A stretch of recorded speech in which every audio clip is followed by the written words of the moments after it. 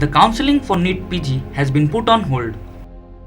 This will remain postponed until the Supreme Court decides the validity of the centre's decision for introducing reservation for OBC and EWS in All India quota.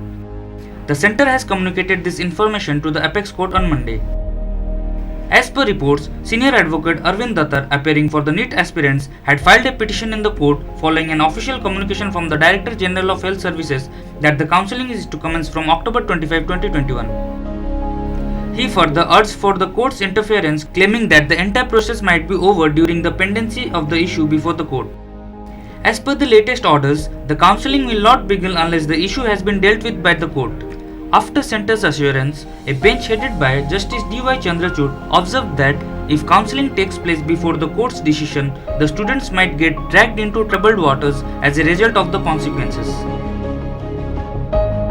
Last week, the court has expressed doubts regarding the validity of Rs 8 lakh annual income limit set by the Centre for EWS criteria and had sought responses on certain specific issues. Bureau Report, OTV News.